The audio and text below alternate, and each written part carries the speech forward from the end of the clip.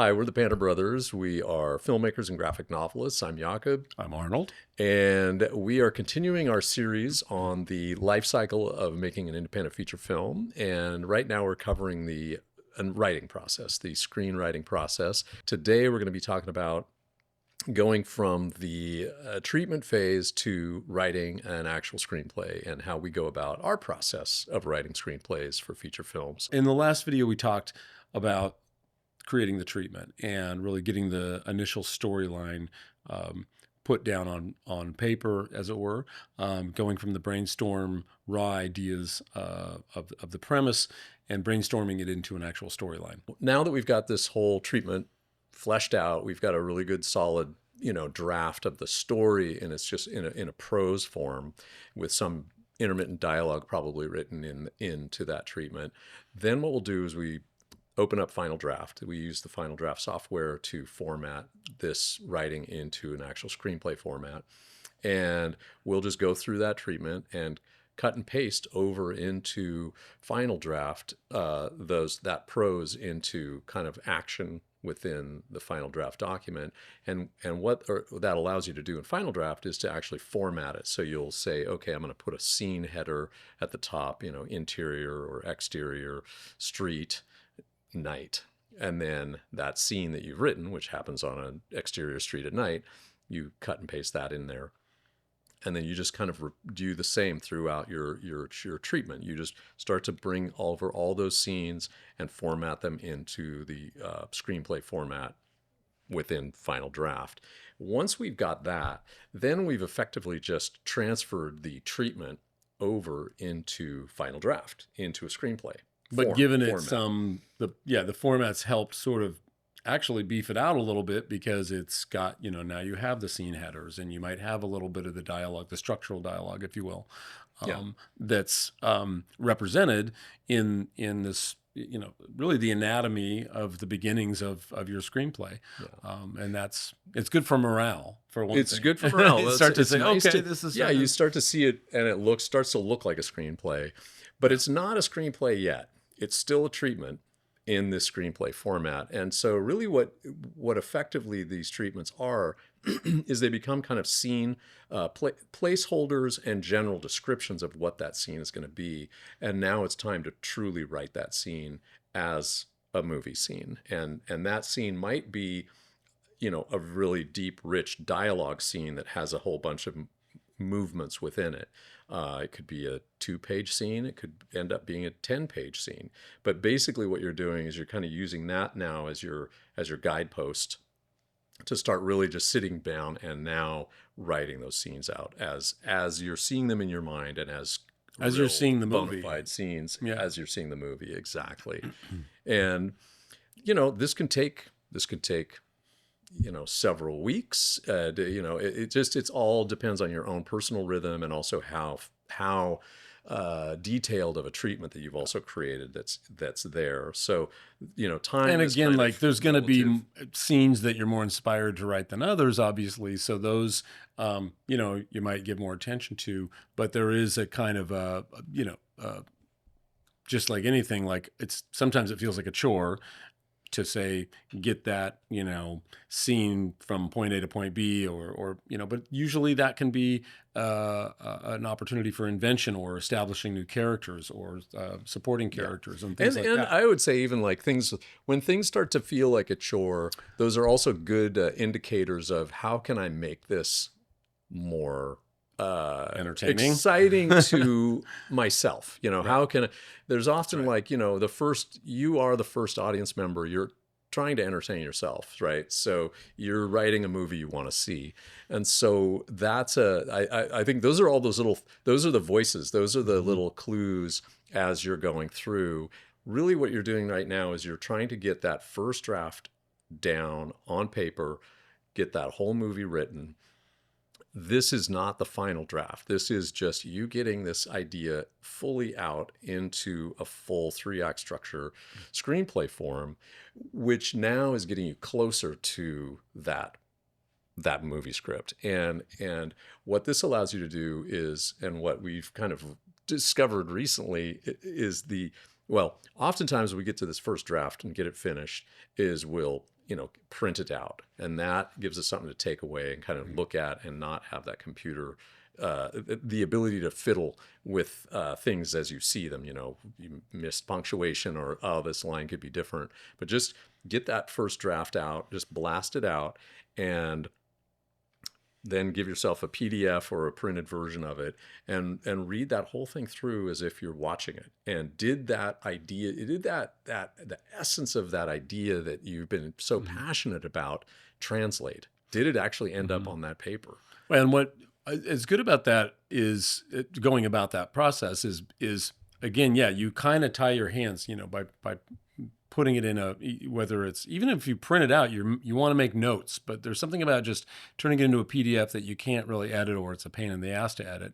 It's a way in which you can just, again, yeah, you're stuck in the movie theater with this movie, and you start to go, oh God, no, that needs to change or whatever. And that's when you make some notes on the side, but it really kind of gets you in this place where you're like, oh, I can't wait to go back and write get the writing process going again, because clearly it needs work. And it is totally legit to be inspired and love your own work, and then get some distance because you come back to it and you may not love it the second time around. So this is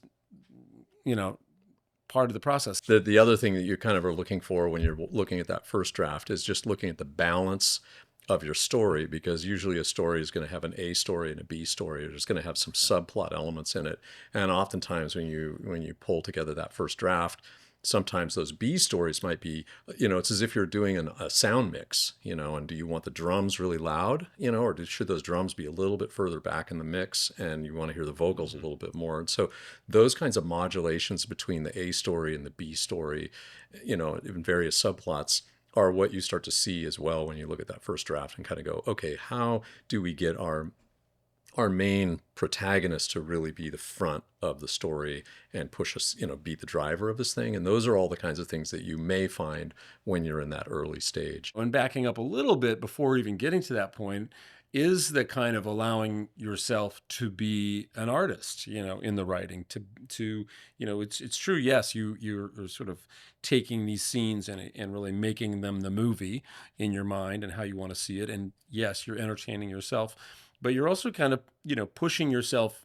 This is where you're like, okay, I've got this theme, coming back to the themes, coming back to some of the nuances of the sort of artistry that you might want to convey in the story. Like, say, in the case of our movie Altered Ego, we wanted to really play with some of this, using the architecture and this fact that these characters, our main characters, are living in these condos, and they're sort of seeing each other in the other through windows, and there's a bit of a Rear Window flavor to it.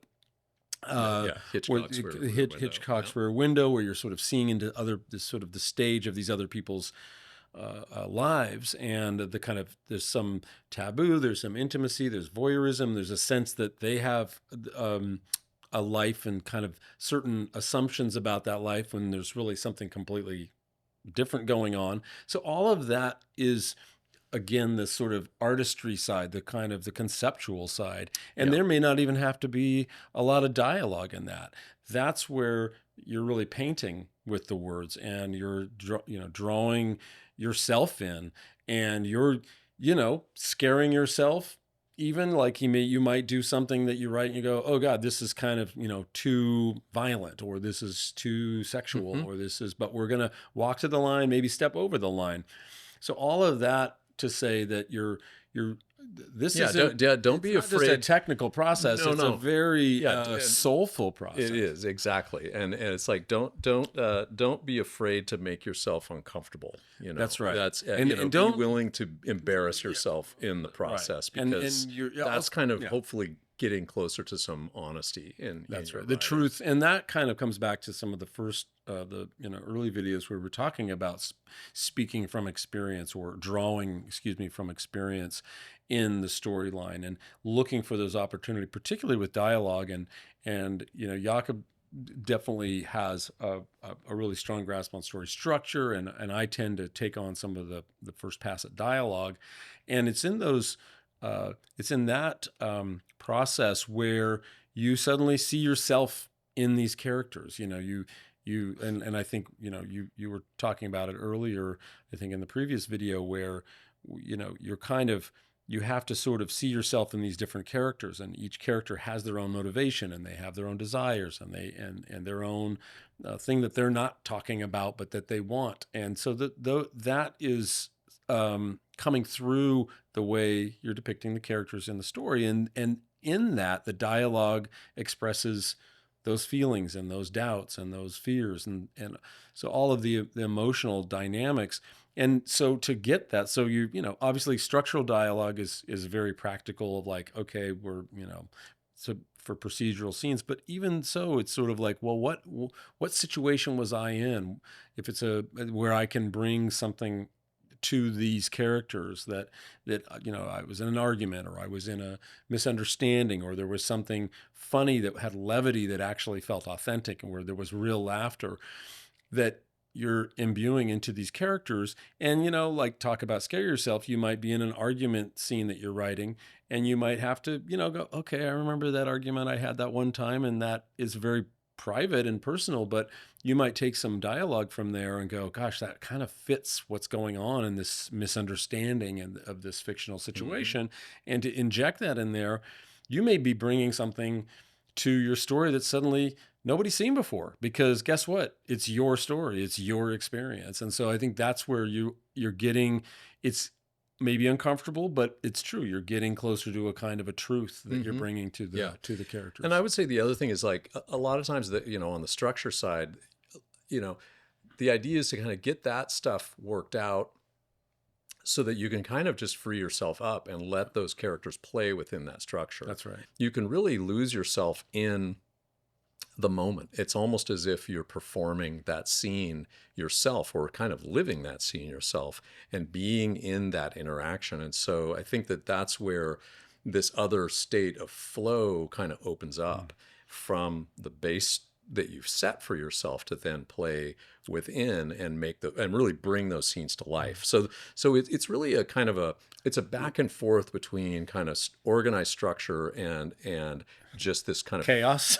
It's actually not chaos. No chaos. It's free organic flow, and it's a kind of open honesty, and kind of kind of spreading your wings within that space to really create those kind of honest moments. That's right. And also, one sort of visual analogy to bring to this is, because it's true, you want to, like, going through that process, you may lose half of that dye. You may not need it because it might be tangential, or it's going off track, or you go, oh wait, you know what, I'm going to put this in the boneyard and save this for later, put this in a separate document. The visual analogy that I would make to this is kind of like, like in a Disney cartoon or a Warner Brothers cartoon, a Bugs Bunny cartoon, where you've got, the way they would do the animation is the main animator, like say Chuck Jones, he would draw the beginning of the action of the character and the final piece of the action.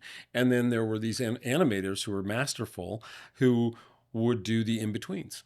And so you kind of, if you're thinking about, okay, well, in this scene, we need to go from this place to this place. We need to kind of, it starts with we're about to leave and we're getting ready to go to a party, and then there's an argument and a misunderstanding, and suddenly we're not, by the end of the scene, doors are slamming and nobody's going to the party. That you kind of want to, where you're beginning, where you want to go. And so filling in that piece, that's where you're kind of going, ooh, okay, now I'm in uncharted territory, and that's where something really interesting might happen. And now I'm going to just let that free flow happen. But you have some sort of container that you're within, that's actually, that even in your mind, as you're in this free flow, you're going, okay, this needs to land at this place, and I know where it needs to end up. The other interesting thing about, you talk about kind of free flow and structure is kind of underlying in all of these areas. And the idea is to really make it invisible. And you want that structure to feel more like momentum within a story, because at the end of the day, that's what it's all there for. It's not there to feel rigid. It's there to generate a forward motion and a forward momentum within the story. And so that actually even comes down to dialogue scenes. And so oftentimes with a dialogue scene, you can even sketch, note out that a dialogue scene really might have movements within it. So if it's an argument scene, that argument scene is going to start somewhere, and then it's going to then shift into, it'll escalate, and then someone might then throw a curveball within it, and then it's going to end with, we're not going to that party. So even within the dialogue, there's underlying structure that you can either just go and pure intuition, you're just like, let it happen, and that structure is probably just going to end up landing in there anyway. But you can also go back and look at it, because it's true, you may write a scene that's 2 pages long that only needs to be 1, and you can go back and analyze even dialogue for the structure of the beats within that scene. So there's a lot of ways in which to really tighten up a script over time and throughout the various draft processes, so that every scene just feels really razor sharp. And although organic as you're watching it, it does have this intentionality underneath it that is kind of in the hands of a process that makes it really feel tight, and you're not kind of getting bored, or you're not feeling redundancy within stuff. So these are all things that we look for when we're doing these kind of second and third drafts, to get it to a point where ultimately we feel comfortable sharing it with somebody. And that becomes the big moment. We've shared it with ourselves a whole bunch.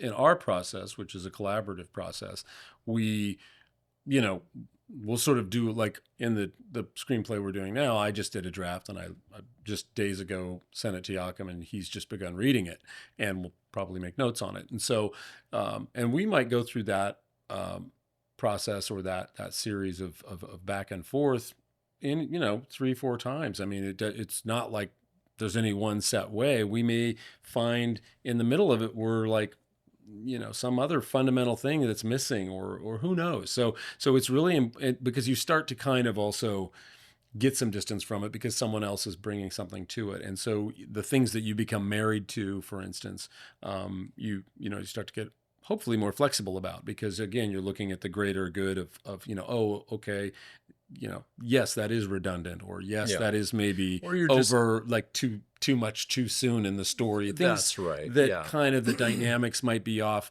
Not that it's not really a great scene, but it may not be landing where it needs to work effectively. So that's sort of our process before we show it to anyone else. But once we get to that point, we're like, okay, I think we've worked it out to a point where we feel like it's pretty damn solid. Now we really need some real objective feedback. And this is really crucial, because this is the hard part. This is where you really do put it in front of somebody and kind of go, okay, be honest. Don't, it's like, we want to know what's not working. We also don't, we want it to work. We want it to work. But we want to know where. But if you just show it to your mom, or your biggest supporters per se, they may not want to offend or what have you. That's right. Or want to be really supportive and not give you what you need to hear. Again, getting somebody to read a screenplay is asking a lot. It's like, here, will you, it's not as big as a novel, but it is a commitment to sit down for an hour or two and really look at something and read it and think about it. And so the likelihood that you'll have more than, say, 3 people, you might just have 1 or 2, and maybe it's 3 to 5, is, finding someone that it is really valuable if you have someone that has written screenplays and knows what screenplay structure is. They can give you a certain kind of information. But it's true, it's also really great to get people that are just, that enjoy film, they're interested in film, they like stories, they like fiction, and they're going to maybe give you a kind of a reaction that's a little bit more about just not the nuts and bolts of it, but really just about how they felt about it, or who they liked, and all of these things. And then the key is to see if there's any crossover patterns, And I think it kind of becomes apparent. I mean, it's even like when someone's reading your screenplay and then you look at it again yourself, you're like, oh, maybe, I don't know. So anyway, there's a lot to learn from other people's reaction and feedback to a screenplay. And one final note that I would add to that, and this is, a screenplay on one level is really like an architectural blueprint for a movie. It's not necessarily a novel. It's not necessarily a literary work. unless you make it that way. And the one thing, there you could have a screenplay that's written very, very technically, like, okay, this person walks to that door and then the door opens and the da da da da.